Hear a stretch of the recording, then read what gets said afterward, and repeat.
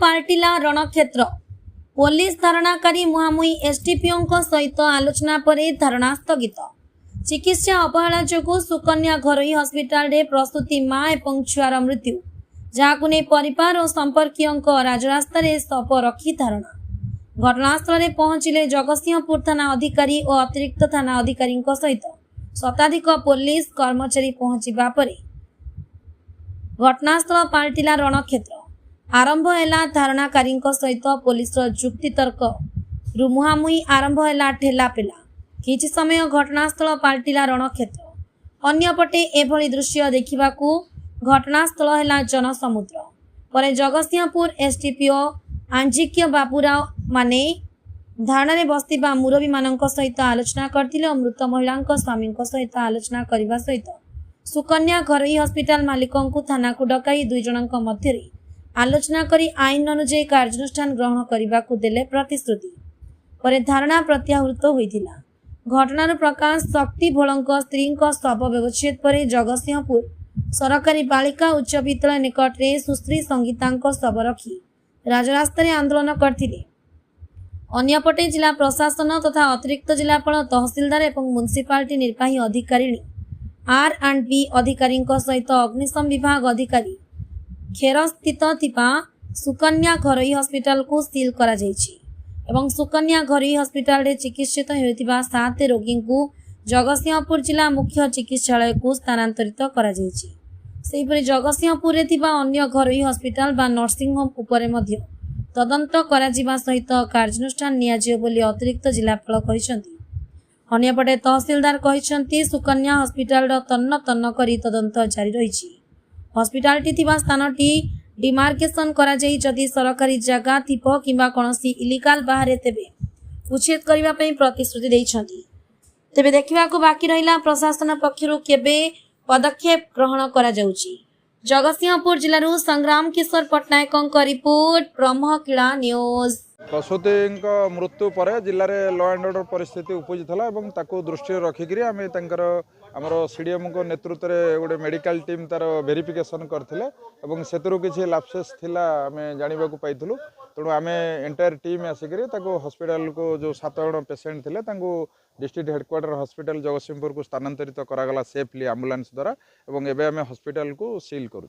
जहाँ जहाँ लाप्सेस थी दरकार पड़े भी लाइसेंस जो पाइचनी कैंसल करा विरुद्ध भी कार्यानुष्ठान ग्रहण करा सीडीएम करेंगे जहाँ लाप्सेस अच्छी से सीडीएम करेंगे और आम प्रशासन तरफ जिले में एवं जनसाधारण हित दृष्टि आम एक सील कर बहुत हॉस्पिटल रेड होती भी शो कज मगा सेमती किसी लैप्सेस अन्य मानकर बाहरी नथिला एवं ये जो दुखद मृत्युटा है ये आम भी दुखित और विरुद्ध आम एक्शन भी नौ आगु को जो मानकर लैप्सेस थी जहाँ भूल थी कार्यानुष्ठान तहसिलदार को मुझे अलरेडी कही सारी तार वेरिफिकेशन करने किस समय परिवर्तन होती कि बिल्डिंग प्लान अप्रूवाल ऑक्युपेंसी सर्टिफिकेट जहाँ जहाँ थी डिटेल्स वेरिफिकेशन। सौम्य महांती मैनेजर सुकन्या हॉस्पिटल कौन हरान ना पेसेंट पेन होता आसी तो अनेस्थेसिया देला पेसेंट कंडीशन टी खराब हुआ तो आम नहीं जाइए हाईटेक को तो बाटर गला बेल तो डेथ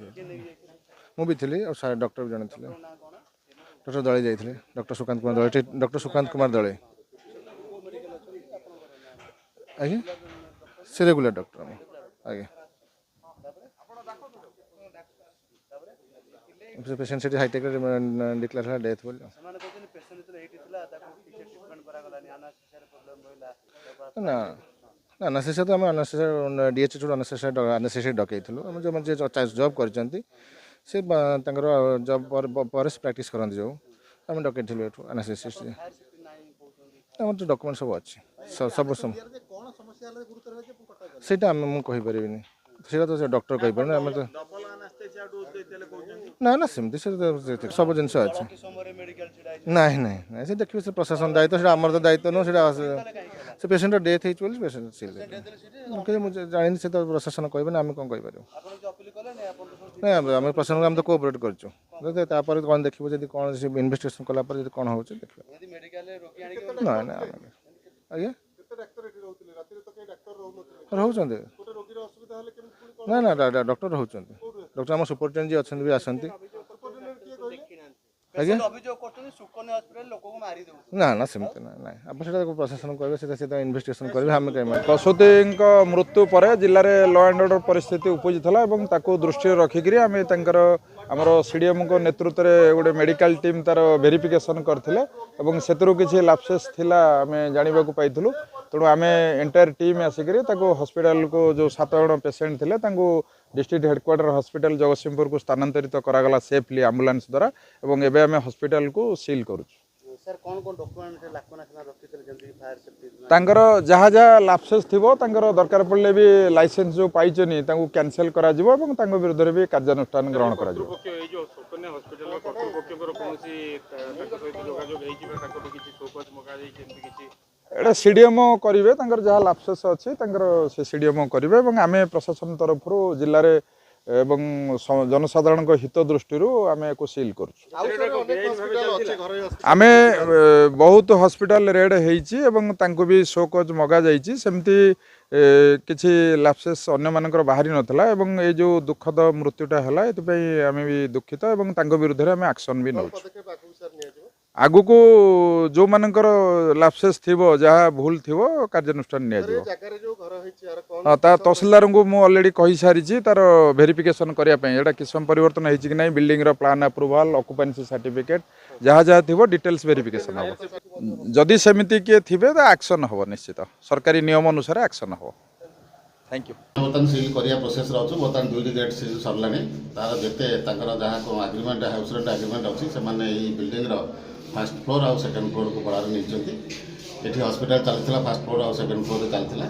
ବର୍ତ୍ତମାନ ଆମେ ଯୋଡ଼ିଏ ଗେଟ୍ ତାକୁ ସିଲ୍ କରିସାରିଲୁଣି କୌଣସି ଲୋକ ଫାର୍ଷ୍ଟ ଫ୍ଲୋର୍ ବା ସେକେଣ୍ଡ ଫ୍ଲୋର୍କୁ ଯିବା ପାଇଁ ଯେମିତି ବାଟ ନ ରୁହେ ବାକି ଯେତେ ଗେଟ୍ ଅଛି ଆଉ 2ଟା ଗେଟ୍ ଅଛି ଜଣାପଡ଼ୁଛି ସେ ସମସ୍ତ ଗେଟ୍ ବର୍ତ୍ତମାନ ସିଲ୍ କରାଯିବ। ହସ୍ପିଟାଲର ଜାଗା ଆମେ କାଗଜପତ୍ର ଯାଞ୍ଚ କରୁଛୁ ସେଟା କାହା ନାଁରେ ଅଛି କେଉଁ କିସମ ଅଛି ସେ କେଉଁଥିରେ ଘର କରିଛନ୍ତି ଏଇଟା କାଲି ଆମେ ତନଖି କଲା ପରେ ଜଣାପଡ଼ିବ। ଯଦି ସରକାରୀ ଜାଗାରେ ଥାଏ ସରକାରୀ ଜାଗା ଥିଲେ ସରକାରୀ ନିୟମ ଅନୁସାରେ ତାଙ୍କୁ ବେଦଖଲ କରାଯିବ ଉଚ୍ଛେଦ କରାଯିବ।